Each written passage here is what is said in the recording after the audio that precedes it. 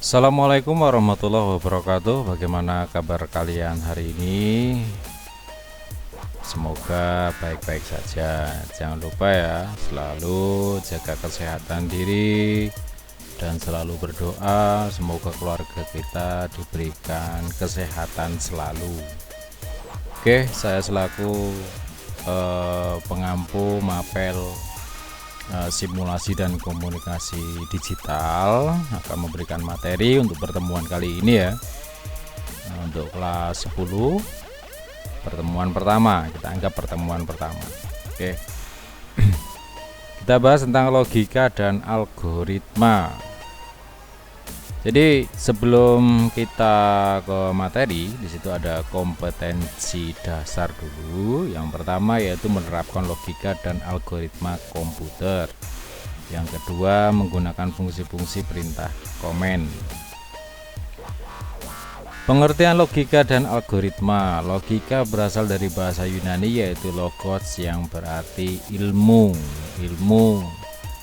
Ilmu itu adalah sesuatu yang kita peroleh baik dari buku, dari guru, dari internet, atau dari sosial media, atau dari pembelajaran yang lain. Itu namanya ilmu ya. Oke, lanjut. Jadi ilmu itu sesuatu yang pernah kita serap atau kita baca. Logika dapat diartikan ilmu yang mengajarkan cara berpikir untuk melakukan kegiatan dengan tujuan tertentu. Ini sudah cukup jelas. Kita mau bertindak kemanapun itu harus menggunakan logika dulu. Suatu contoh seperti ini, kita di perjalanan atau pas kita jalan menggunakan sepeda motor atau roda 2, tiba-tiba di situ sepeda kita itu berhenti atau macet. Nah, di situ timbul logika dari diri kita. Logika yang pertama mungkin kita akan cek dulu fuel. Intinya itu di speedometer itu kan ada loh, bensinnya masih ada atau enggak.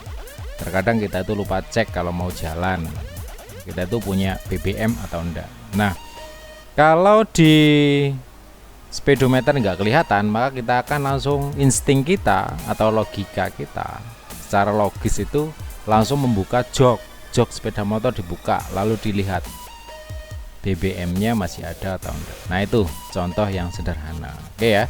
Jadi logika dapat diartikan ilmu yang mengajarkan cara berpikir untuk melakukan kegiatan dengan tujuan tertentu. Pasti kalau kita mau berpikir pasti ada tujuan tertentu. Seperti itu. Oke, lanjut. Logika seringkali dihubungkan dengan kecerdasan seseorang yang mampu berlogika dengan baik. Sering orang menyebutnya dengan pribadi yang cerdas.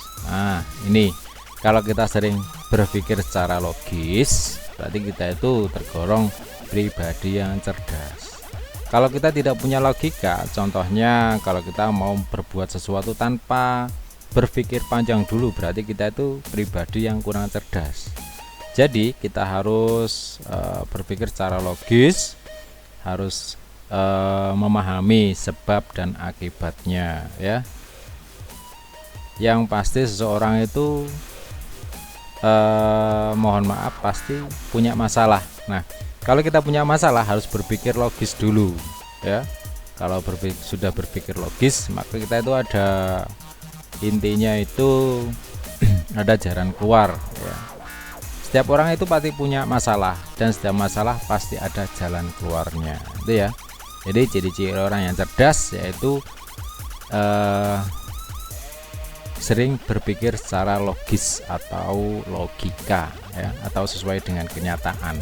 Oke, lanjut.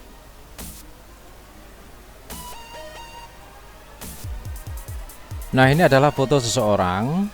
Ini adalah Muhammad bin Musa al-Khawarizmi, yaitu seorang ahli dalam bidang matematika, astronomi, astrologi, geografi yang berasal dari Persia, lahir tahun 780.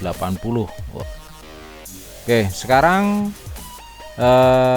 Khwarizm ini tepatnya di Uzbekistan kalau sekarang ya, dan wafat sekitar tahun 850 di Baghdad. Baghdad itu ibu kota negara Irak. Bangga nih ya. Jadi algoritma sudah ditemukan pada tahun 780, yaitu oleh seorang ahli. Oke, biar kalian nggak berpikir terlalu jauh, saya kasih contoh cara kita berpikir logika. Yang pertama, saya akan memberi soal. Ada dua buah gelas berisi teh atau gelas A disebut. Contohnya seperti ini ya. Langsung saja. Oke, saya berikan dua buah gelas. Ada gelas A, gelas B. Kalau gelas A di sini berisi teh ya. Kalau gelas B di sini berisi kopi.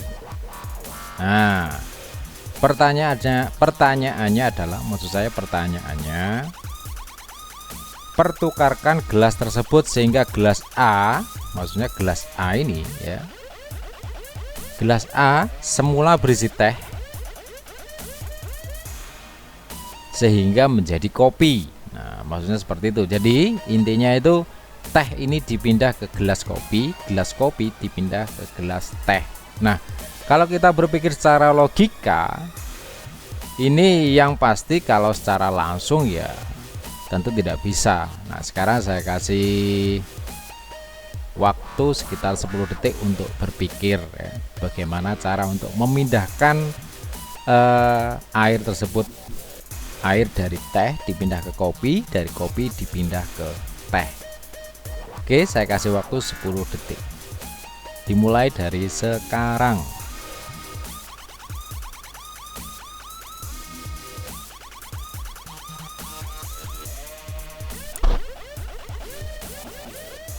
Oke, saya rasa sudah cukup. Ada yang sudah berpikiran secara logis, ada yang masih bingung ya. Jadi jawabannya adalah sebagai berikut. Nah, pemecahan masalah berpikir dengan logika menggunakan cara algoritma. Oke. Di sini ada gelas yang berisi air teh ya, disebut dengan gelas A. Terus yang kedua, di sini ada gelas berisi kopi, disebut dengan gelas B. Nah, yang pasti di situ harus ada pihak ketiga, namanya yaitu gelas kosong. Nah, kalau kita berpikir secara logis pasti jawabannya seperti itu. Kita sebut dengan gelas C. Maka yang terjadi seperti ini. Nah, teh ya, kalau di tengah ini kosong, gelasnya kosong. Kalau di sini berisi teh. Jadi teh, yang gelas berisi teh kita tuang ke dalam gelas kosong dulu. Nah, yang pasti nanti tehnya ini yang gelas A ini pasti kosong nanti. Kemudian yang kedua, gelas yang berisi kopi lalu kita tuang ke gelas yang kosong tadi, karena gelas yang berisi teh ini sudah kita pindah ke gelas yang kosong. Dari sini paham ya? Oke, lanjut. Terus proses yang selanjutnya atau yang ketiga, dari gelas yang kosong tadi sudah terisi teh, kita pindahkan ke gelas yang kosong, karena ya gelas kopi tadi ini sudah berpindah ke gelas yang A. Masih bingung? Oke, saya ulang.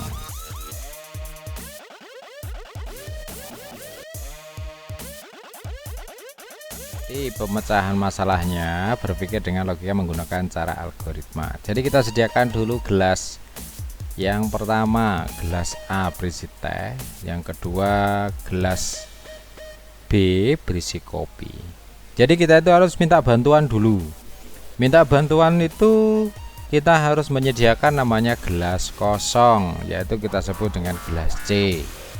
Jadi prosesnya kalau seperti ini sudah jelas ya. Cara yang pertama berarti gelas A kita pindah ke gelas C, karena gelas C masih kosong. Otomatis nanti gelas A ini akan tidak ada isinya atau kosong. Terus proses yang kedua, karena di sini gelas B masih ada kopi, kita pindah ke gelas yang A. Paham ya dari sini ya? Oke. Lanjut, proses yang ketiga adalah gelas yang sudah berisi teh tadi, gelas kosong ini berarti kita pindah ke gelas yang sudah kosong ini. karena kopi tadi kita pindah ke yang A. Nah, itu prosesnya ya. Kalau kita berpikir secara logika. Oke. Dari sini cukup jelas.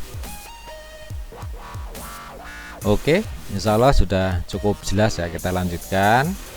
Terus selanjutnya, saat menggunakan logika sebaiknya jangan berpikir terlalu rumit tentang sebuah masalah, karena belum tentu masalah itu serumit yang kita pikir. Nah, nih. Jadi intinya setiap masalah itu pasti ada jalan keluarnya. Tapi kalian jangan dibuat terlalu berpikir rumit. Pasti kalau masalah dibuat rumit atau pemikiran kita rumit, masalah itu mungkin akan terlalu rumit. Kalau kita buat sedang, mungkin masalah itu akan sedang. Tetapi kalau masalah itu kita buat berpikir secara rendah, mungkin masalah itu akan rendah. Jadi jangan berpikir terlalu rumit karena akan menyusahkan diri kita sendiri. Pikirkan hal yang paling sederhana dulu untuk menyelesaikan masalah itu, sehingga tidak terjebak dalam pikiran rumit yang dibuat sendiri. Jadi pikiran rumit dan tidak tergantung dari pemikiran Anda sendiri. Biasakan kalau kita itu berpikir menggunakan logika. Karena kalau kita berpikir secara logika, berarti Anda adalah orang yang berpribadi cerdas. Oke ya, cukup jelas. Mungkin itu saja materi dari saya untuk kali ini. Kalau kurang jelas bisa konfirmasi ke saya melalui chat pribadi atau dan sebagainya. Oke, kurang lebihnya saya mohon maaf jika ada salah kata atau salah ucap. Jaga diri, kesehatan ya, jaga diri sendiri dulu, lalu jaga keluarganya. Karena terkait dengan COVID-19, kalian harus stay dulu di rumah. Demikian dari saya, sampai ketemu di pertemuan berikutnya. Assalamualaikum warahmatullahi wabarakatuh.